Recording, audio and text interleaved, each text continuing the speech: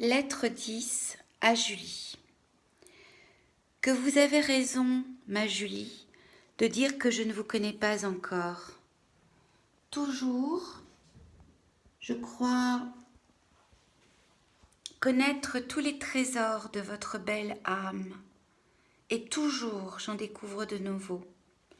Quelle femme, jamais, associa comme vous la tendresse à la vertu, et tempérant l'une par l'autre, les rendit toutes deux plus charmantes.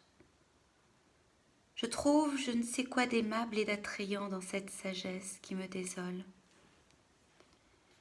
Et vous ornez avec tant de grâce les privations que vous m'imposez, qu'il s'en faut peu que vous ne me les rendiez chères. Je le sens chaque jour davantage, le plus grand des biens est d'être aimé de vous. Il n'y en a point. Il n'y en peut avoir qui l'égale. Et s'il fallait choisir entre votre cœur et votre possession même, non, charmante Julie, je ne balancerais pas un instant. Mais d'où viendrait cette amère alternative? Et pourquoi rendre incompatible ce que la nature a voulu réunir? Le temps est précieux, dites-vous. Sachons en jouir tel qu'il est. Et gardons-nous, par notre impatience, d'en troubler le paisible cours. Et qu'il passe, et qu'il soit heureux. Pour profiter d'un état aimable, faut-il en négliger un meilleur et préférer le repos à la félicité suprême? Ne perd-on pas tout le temps qu'on peut mieux employer? Ah, si l'on peut vivre 1000 ans en un quart d'heure, à quoi bon compter tristement les jours qu'on aura vécus? Tout ce que vous dites du bonheur de notre situation présente est incontestable. Je sens que nous devons être heureux et pourtant je ne le suis pas. La sagesse a beau parler par votre bouche, la voix de la nature est la plus forte. Le moyen de lui résister quand elle s'accorde à la voix du cœur. Or, vous seul, je ne vois rien dans ce séjour terrestre qui soit digne d'occuper mon âme. Or vous seul, je ne vois rien dans ce séjour terrestre qui soit digne d'occuper mon âme et mes sens. Non, sans vous, la nature n'est plus rien pour moi. Mais son empire est dans vos yeux et c'est là qu'elle est invincible. Il n'en est pas ainsi de vous, céleste Julie, vous vous contentez de charmer Il n'en est pas ainsi de vous, céleste Julie.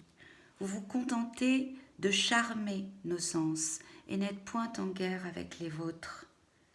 Il semble que des passions humaines soient au-dessous d'une âme si sublime, et comme vous avez la beauté des anges, vous en avez la pureté. Ô pureté que je respecte en murmurant. Que ne puis-je ou vous rabaisser, ou m'élever jusqu'à vous? Mais non, je ramperai toujours sur la terre, et vous verrez toujours briller dans les cieux. Ah, soyez heureuse aux dépens de mon repos. Jouissez de toutes vos vertus. Périsse le vil mortel qui tentera jamais d'en souiller une. Soyez heureuse. Je tâcherai d'oublier combien je suis à plaindre et je tirerai de votre bonheur même la consolation de mes maux. Oui, chère amante, il me semble que mon amour est aussi parfait que son adorable objet. Tous les désirs enflammés par vos charmes s'éteignent dans les perfections de votre âme. Je la vois si paisible que je n'ose ont troublé la tranquillité. Chaque fois que je suis tentée de vous dérober la moindre caresse, si le danger de vous offenser me retient, mon cœur me retient encore plus par la crainte d'altérer. Ça va? Tu boites? Qu'est-ce qui se passe? Pourquoi tu marches comme ça? Ben, c'est bizarre. Chaque fois que je suis tentée de... Tu boites? Pourquoi tu marches comme ça?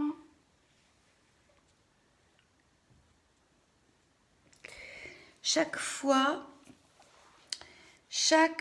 que je suis tentée de vous dérober la moindre caresse, si le danger de vous offenser me retient, mon cœur me retient encore plus par la crainte d'altérer une félicité si pure. Dans le prix des biens où j'aspire, je ne vois plus que ce qu'ils vous peuvent coûter, et ne pouvant accorder mon bonheur avec le vôtre, jugez comment j'aime.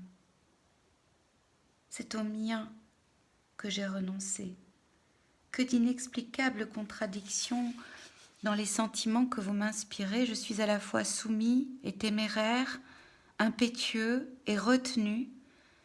Je ne saurais lever les yeux sur vous sans éprouver des combats en moi-même. Vos regards, votre voix portent au cœur avec l'amour, l'attrait touchant de l'innocence. C'est un charme divin qu'on aurait regret d'effacer. Si j'ose former des vœux extrêmes, ce n'est plus qu'en votre absence. Mes désirs n'osant aller jusqu'à vous s'adressent à votre image.